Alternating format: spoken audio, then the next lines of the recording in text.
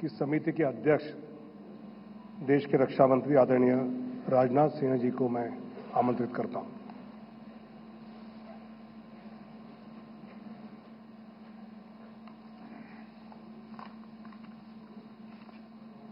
अध्यक्ष जी, सबसे पहले तो मैं आपको धन्यवाद देना चाहता हूं कि आपने इस संकल्प पत्र समिति की अध्यक्षता का दायित्व मेरे ऊपर सौंपा और मुझे इस बात का हर्ष है, संतोष भी है कि मोदी जी के नेतृत्व में हमने देशवासियों से किया गया हर वादा पूरा किया है। चाहे 2014 का संकल्प पत्र हो या फिर 2019 का घोषणा पत्र हो, मोदी जी के नेतृत्व में हमने अपने हर संकल्प को पूरा किया है। जब मोदी जी के नेतृत्व में हम 2014 के लोकसभा चुनाव लड़ने जा रहे थे तो उस समय मैं पार्टी का राष्ट्रीय अध्यक्ष था। Doctor Murli Manohar Joshi ji manifesto committee के चेयरमैन थे। मोदी जी के आग्रह को ध्यान में रखते हुए पार्टी का जो संकल्प पत्र तैयार किया गया था उसमें इस बात का विशेष ध्यान रखा गया था कि जो भी संकल्प हम देश के सामने रखें उसे हम निश्चित रूप से पूरा करें।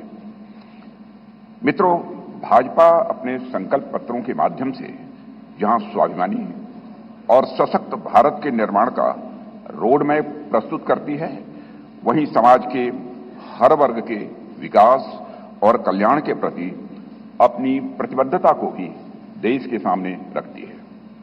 5 साल पहले 2019 में संकल्पित भारत, सशक्त भारत के उद्घोष के साथ जो घोषणा पत्र हम लेकर आए थे उसमें हमने आजादी के 75 वर्ष पूरे होने पर भारत की एक संकल्पना रखने के साथ साथ 2047 के भारत की भी रूपरेखा देश के सामने रखी थी।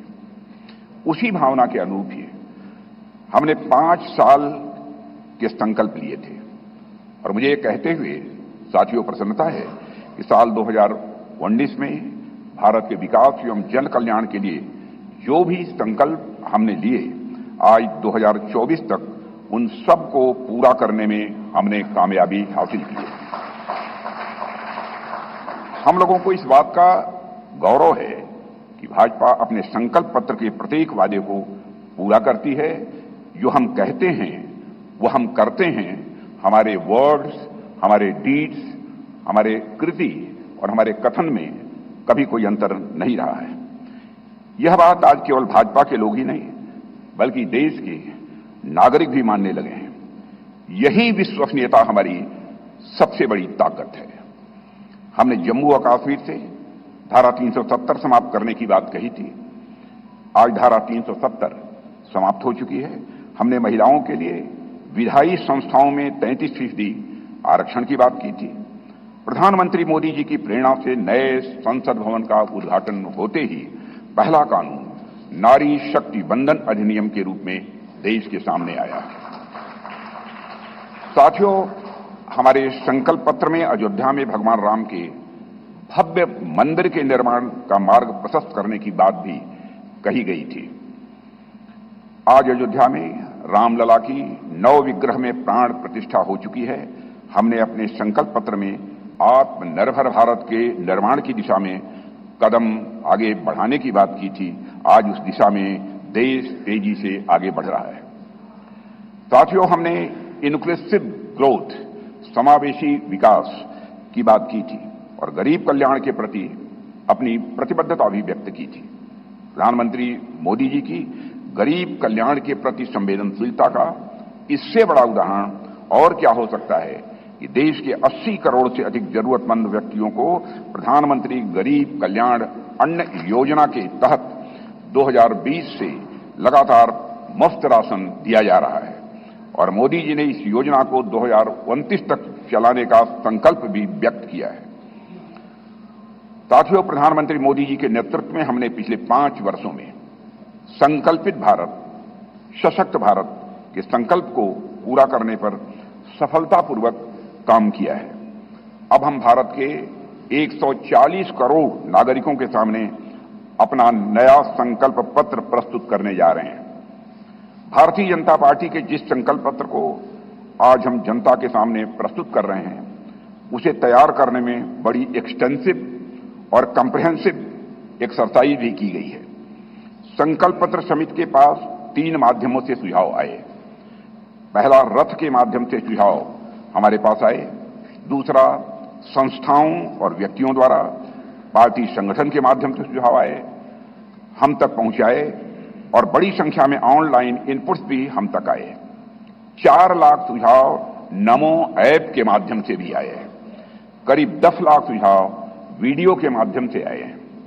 ऐसे करीब 15 लाख से अधिक सुझाव समिति के पास आए हैं, जिनकी स्क्रीनिंग करके हमने उनकी समरी तैयार की है। उनमें से मुख्य मुद्दे ढूंढे गए और उस पर चर्चा हुई कि इन मुद्दों पर हम क्या कर सकते हैं। इस बात पर भी विचार हुआ कि हम जो संकल्प लेंगे उनके फाइनेंशियल इम्प्लीकेशंस क्या होंगे। यह विषय केंद्र का है या राज्य सरकारों से जुड़ा है या समवर्ती सूची का है। इस विषय से जुड़ी कोई स्कीम चल रही है या नहीं, और इसका हमारे मित्र देशों पर कोई असर तो नहीं पड़ेगा, यह भी सावधानी बरती गई है। सभी बातों पर बहुत ही गंभीरतापूर्वक विचार हुआ है। साथियों, हर विषय की 360 डिग्री एनालिसिस करने के बाद हमने विषयों को 24 ग्रुप्स में बांटा है, 24 ग्रुप्स में से बांटा है। इनमें से 10 सोशल ग्रुप्स बनाए गए, जिनमें गरीब, युवा, मध्यम वर्ग, नारी शक्ति, किसान, श्रम शक्ति, मछुआरे, एसएमईज, विश्वकर्मा, स्मॉल ट्रेडर, वंचित वर्ग, सीनियर सिटीजन एवं सबका साथ सबका विकास, जिसमें समाज के अन्य पिछड़े व कमजोर वर्ग शामिल हैं। इसी तरह जीवन और गवर्नेंस के जुड़े मुद्दे के 14 सेक्टर में बांटा गया है इन्हें, और इनमें पहला है विश्व बंधु, जिसमें भारत के अन्य देशों के साथ संबंध की बात की गई है। फिर है सुरक्षित भारत, जिसमें भारत की आंतरिक और बाह्य सुरक्षा का विषय है। तीसरा है समृद्ध भारत।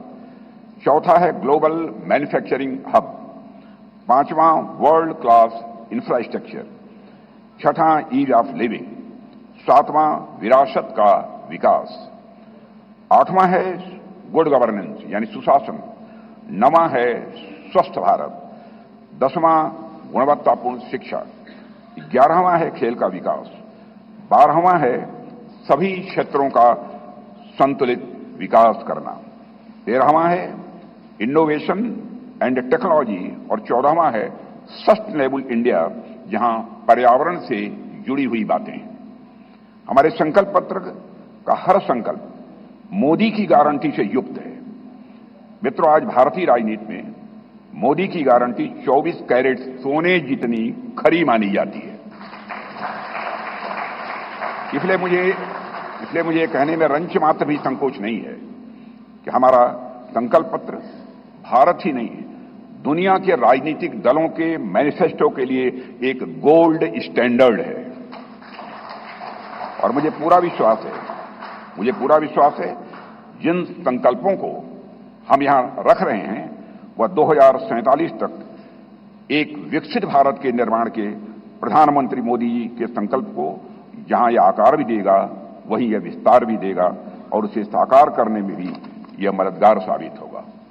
साथियों, मैं यह भी आपको की जानकारी में लाना चाहूंगा कि इस संकल्प पत्र को तैयार करने में अपनी प्रतिदिन की अत्यधिक व्यस्तताओं के बावजूद हम सबके साथ देर रात तक बैठकर माननीय प्रधानमंत्री जी ने हम सभी का मार्गदर्शन किया है।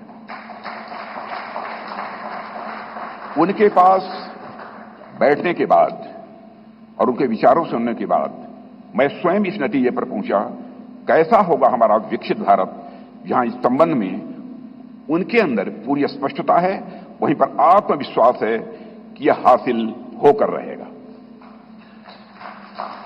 साथियों, इस इलेक्शन कमेटी की कन्वीनर श्रीमती निर्मला सीतारमण जी और जितने भी हमारे इलेक्शन कमेटी के सदस्य हैं, इलेक्शन मैनिफेस्टो कमेटी के, उन सभी के योगदान की मैं सराहना करता हूं। और अंत में मैं यह भी कहना चाहूंगा, साथ ही दिन रात सारे सुझावों को संकलित करना, अध्ययन करना और उसे संकल्प पत्र के रूप में तैयार करने में जो भूमिका हमारे रेल मंत्री श्री अश्विनी कुमार वैष्णव ने निभाई है, उसकी भी मैं विशेष रूप से मैं सराहना करना चाहता हूं। इन्हीं शब्दों के साथ अपना निवेदन समाप्त करता हूं।